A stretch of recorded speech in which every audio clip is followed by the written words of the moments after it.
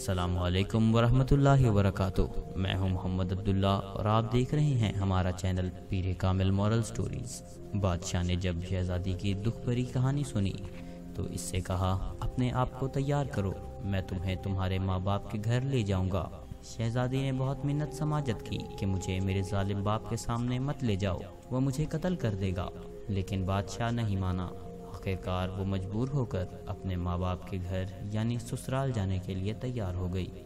بادشاہ نے پورے جاہو جلال اور تمطراق سے ایک بڑے لشکر کے ساتھ شہزادی اور تینوں بیٹوں کو بھیجا، لیکن خود کچھ ملک کے ضروری کاموں کی وجہ سے رک گیا۔ اپنے وزیر، وکیل اور قاضی کو شہزادی کے ساتھ کر دیا اور کہا کہ تم لوگ ملکہ کو لے کر روانہ ہو جاؤ، میں پہلی، دوسری یا تیسری منزل پر تم لوگوں سے ضرور آ کر ملوں گا۔ وزیر، وکیل اور قاضی شہزادی کو لے کر لاؤ لشکر کے ساتھ اس کے ماں باپ کے ملک کی طرف روانہ ہو گئے۔ شام ہوتے ہوتے انہوں نے پہلی منزل پر پہنچ کر پڑاؤ ڈالا۔ خادموں نے شہزادی کا خیمہ کھڑا کیا۔ تب شہزادی نے دیکھا کہ وزیر کا خیمہ بھی اس کے خیمے کے بالکل قریب کھڑا کیا گیا ہے۔ شہزادی نے وزیر کو بلا کر اس سے پوچھا، اے وزیر، تم جانتے ہو کہ میں ایک بادشاہ کی بیٹی اور ایک بادشاہ کی بیوی ہوں، تم اپنا خیمہ یہاں سے دور لگوا دو۔ وزیر نے کہا، ملکہ صاحبہ، بادشاہ نے ہمیں آپ کی حفاظت کی خاطر آپ کے ساتھ روانہ کیا ہے، اگر آپ یا آپ کے بچوں کو کچھ ہو گیا تو میں بادشاہ کو کیا جواب دوں گا؟ شہزادی نے کہا، مجھے کچھ نہیں ہوگا، پر تم اپنا خیمہ یہاں سے دور کہیں اور لگوا دو۔ لیکن وزیر نہیں مانا۔ خیمے لگ گئے، کھانا وغیرہ کھایا گیا، رات ہو گئی تھی، تھکے ہارے لوگ سو گئے۔ وزیر کے دل میں کھوٹ تھا، اسے نیند نہیں آ رہی تھی۔ آخر آدھی رات کو اٹھا اور شہزادی کے خیمے میں داخل ہو گیا۔ شہزادی پہلے سے ہی بھانپ چکی تھی کہ وزیر بدذات کی نیت میں کھوٹ ہے۔ آہٹ پا کر شہزادی جاگ گئی، دیکھا کہ وزیر ہے تو اسے للکار کر باہر نکلنے کو کہا، لیکن وزیر آگے بڑھنے لگا۔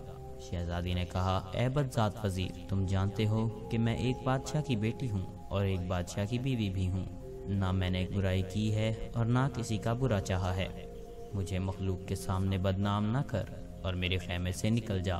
لیکن بے غیرت وزیر نہیں ٹلا۔ جب شہزادی نے دیکھا کہ وزیر کسی صورت نہیں مان رہا تو اس نے اپنے بڑے بیٹے کو وزیر کے سامنے کیا کہ تمہیں اس بچے کے سر کی قسم، اس طرح مت کرو، اسے اللہ رسول کے واسطے دی، قرآن کی دہائی دی۔ لیکن بدکار وزیر کے دماغ میں شیطان پوری طرح گھر کر چکا تھا۔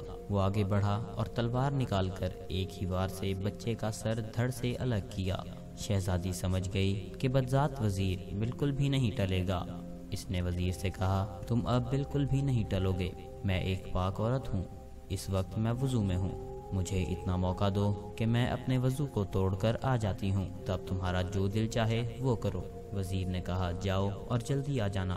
شہزادی خیمے سے باہر نکل گئی، بھاگتی ہوئی وہاں سے دور ایک بڑی جھاڑی کے پیچھے چھپ گئی۔ وزیر کچھ دیر انتظار کرنے کے بعد اسے ڈھونڈنے نکل گیا، ادھر ادھر تلاش کرنے لگا لیکن ناکام رہا۔ صبح ہونے والی تھی۔ آخر تھک ہار کر دوبارہ شہزادی کے خیمے میں داخل ہو گیا، بچے کی لاش اٹھا کر کہیں دور دفن کیا اور اپنے خیمے میں آ کر گھس گیا۔ صبح بہت دیر کے بعد شہزادی اپنے خیمے میں داخل ہو گئی، اپنے مقتول بیٹے کو نہ پا کر رونے لگی۔ لشکر دوبارہ روانہ ہو گیا۔ چلتے چلتے شام تک دوسری منزل پر جا پہنچے۔ خادموں نے شہزادی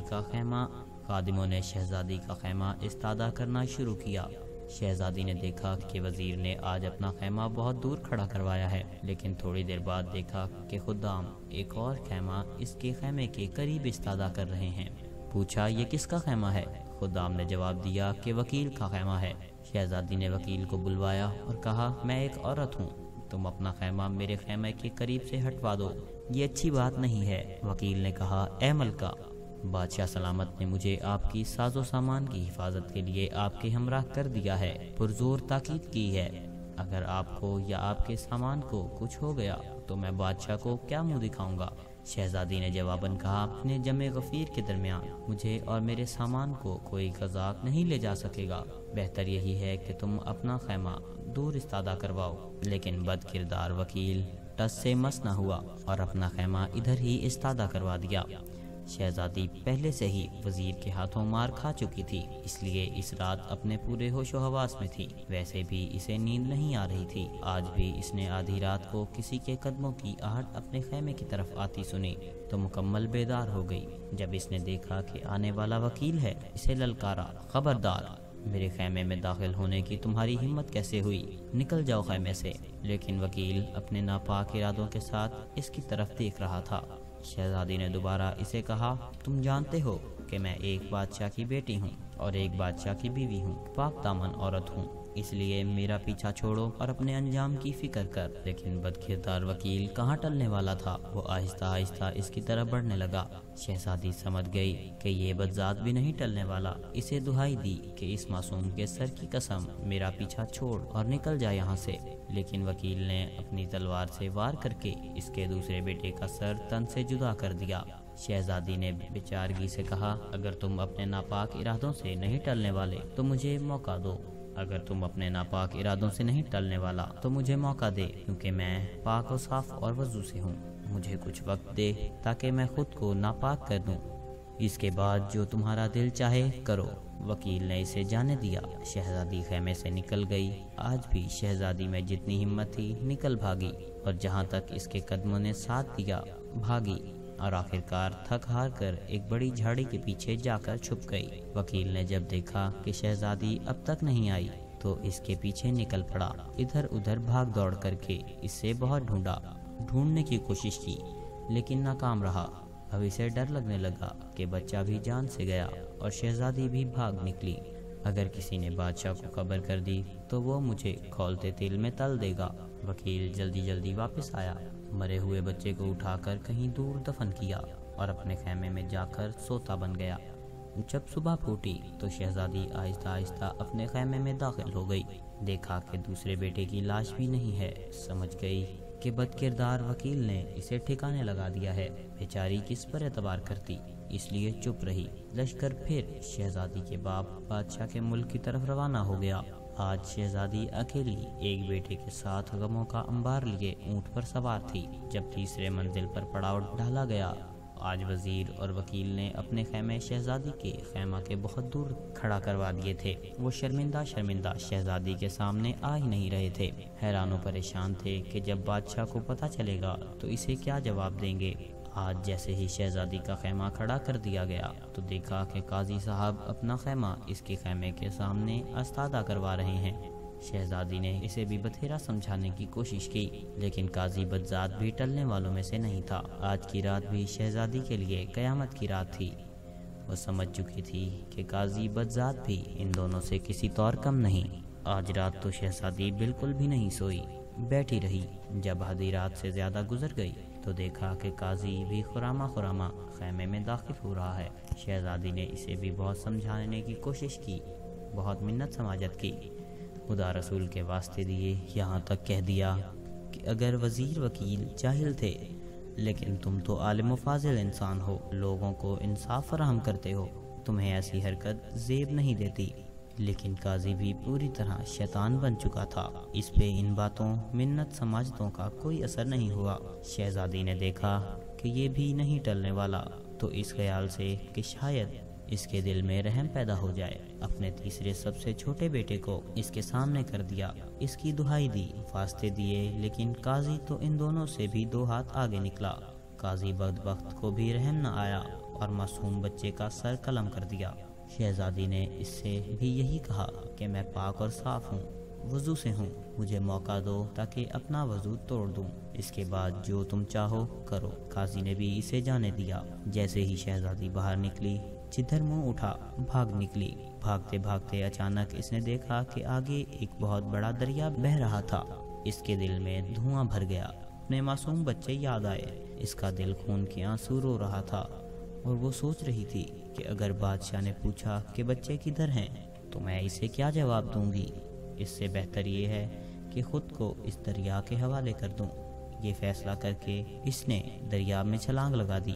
پرشور دریا اسے چکر دے کر کہیں کا کہیں پہنچا کے دوسری طرف نکال لے گیا۔ دوسری طرف 6 فقیر جو کہ بھائی تھے اپنے کپڑے دریا پر دھونے کے لیے لائے تھے۔ جب دیکھا کہ دریا میں کوئی عورت بہتی ہوئی آ رہی ہے तो पकड़ कर बाहर निकाल लाए। अब शहजादी के पैरों के तले से ज़मीन निकल गई। इसके होशो हवास जवाब दे गए कि कहाँ वो तीनों बदजातो बदकार कि इनसे अपनी इज्जत बचाकर भाग निकली तो इन 6 नंग धड़ंग फ़कीरों के हत्थे चढ़ गई। फ़कीरों में से हर एक यही कह रहा था कि ये मेरी है। आखिर सलाह यही ठहरी कि इसे बाप के पास ले जाएंगे। वो जिसे कहेगा ये औरत इसकी है, वो शहजादी को अपने बाप के पास ले गए। इनका बाप एक ज़ीरक और अक्लमंद इंसान था। देखते ही समझ गया कि ये किसी शहनशाह घराने की औरत है।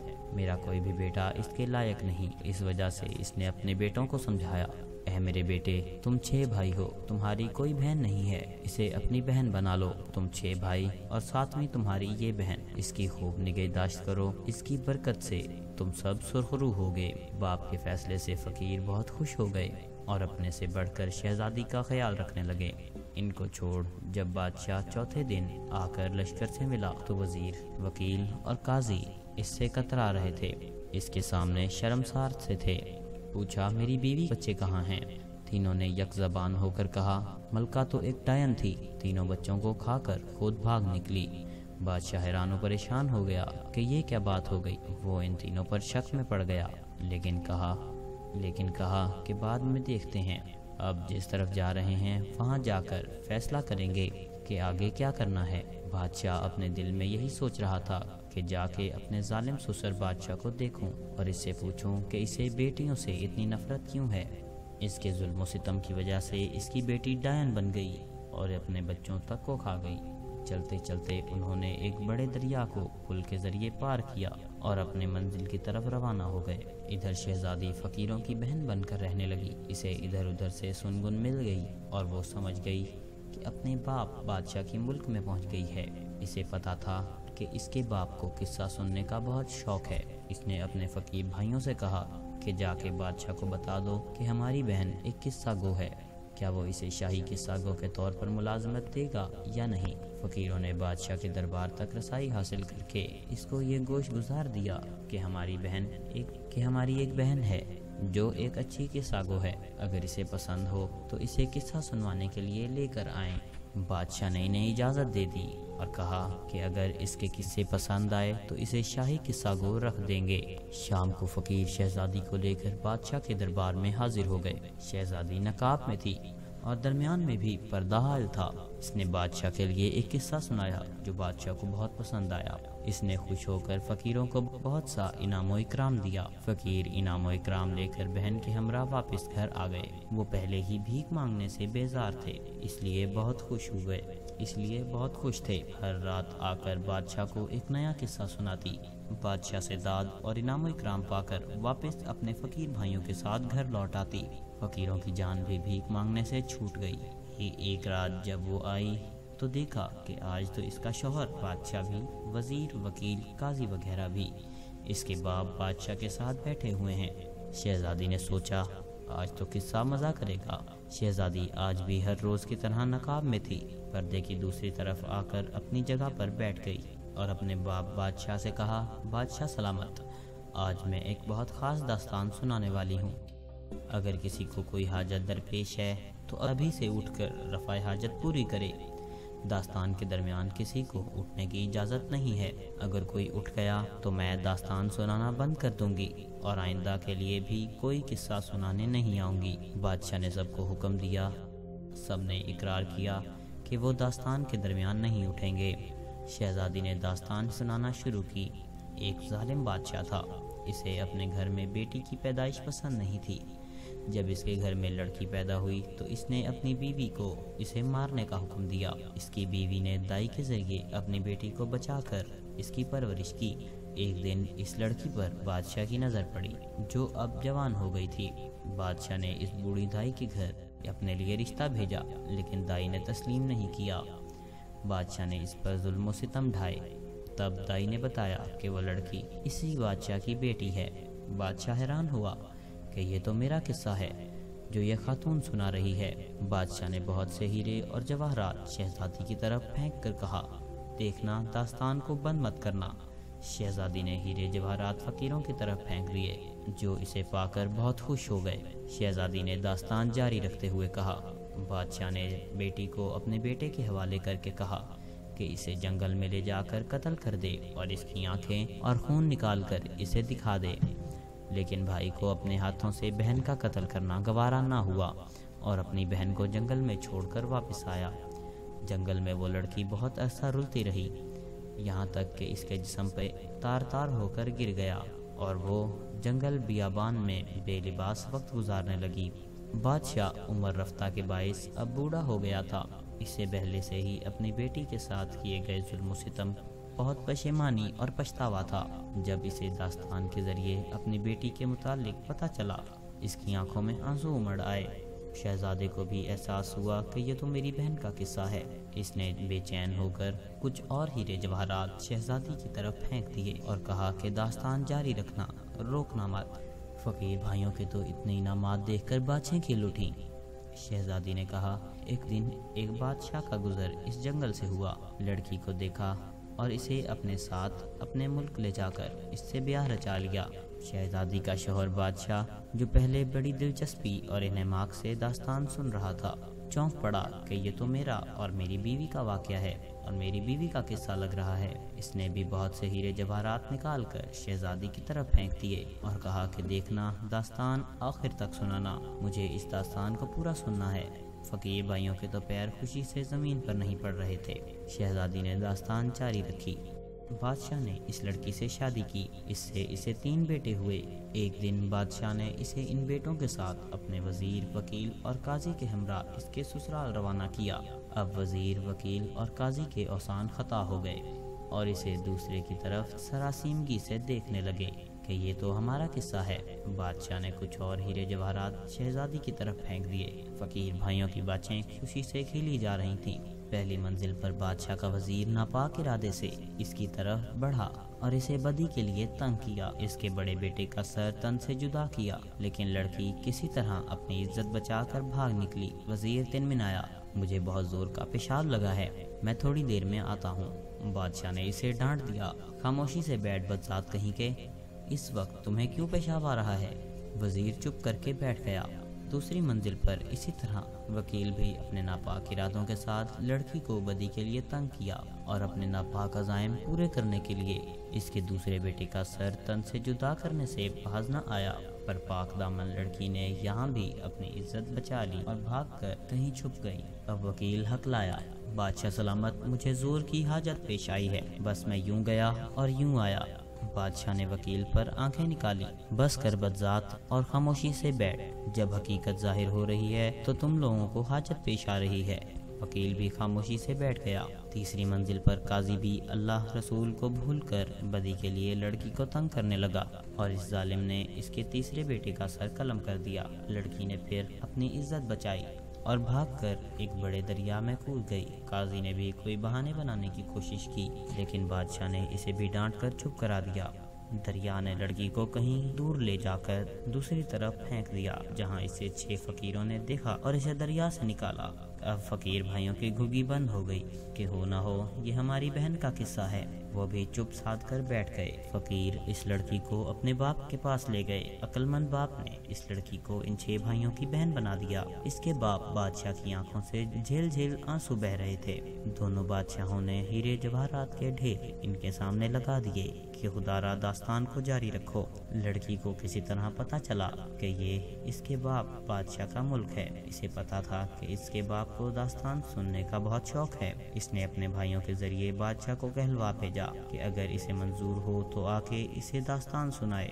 یہاں پہنچ کر اس کے باپ بادشاہ کا دل چور چور ہو گیا اور وہ ایک فریاد مار کر اٹھ کھڑا ہو گیا۔ شہزادی نے بھی اپنے چہرے سے نقاب اٹھا دیا تو اس کے شوہر بادشاہ نے بھی شہزادی کو پہچان لیا۔ باپ، بیٹی اور شوہر بیوی کو پا کر بے طرح خوش ہو گئے۔ دونوں نے وزیر، وکیل اور قاضی کو پکڑا۔ اس نے کہا کہ بول، کیسی سزا چاہیے؟ 4 چڑی چابک یا 4 بٹور؟ یہ براہوی زبان میں 2 سخت سزاؤں کے نام ہیں۔ انہوں نے کہا کہ 4 بٹور۔ بادشاہ نے 12 گھوڑے منگوائے، ہر ایک کے ہاتھ پیر 4 گھوڑوں سے 4 طرف سے باندھ دیے اور باندھ کر انہیں 4 مخالف سمت میں دوڑا دیا، جن سے ان کے جسم ٹکڑوں میں بٹ گئے۔ اس طرح ان بدذاتوں کو ان کے کیے کی سزا مل گئی اور شہزادی کا باپ، اپنی بیٹی اور اس کے شوہر اپنی بیوی کو پا کر بہت خوش تھے اور ہنسی خوشی سے رہنے لگے۔ ناظرین، یہ تھی آج کی ویڈیو اور پچھلی ویڈیو کا دوسرا پارٹ۔ امید کرتے ہیں کہ آپ کو یہ ویڈیو پسند آئی ہوگی۔ اگر پسند آئی ہے تو ہماری ویڈیو کو لائک کریں، ہمارے چینل کو سبسکرائب کریں اور بیل آئیکن کو بھی ضرور دبائیں تاکہ آپ کو ہماری ہر نئی آنے والی ویڈیو سب سے پہلے مل سکے۔ ملیں گے آپ سے اگلی ویڈیو میں، جب تک کے لیے اللہ حافظ۔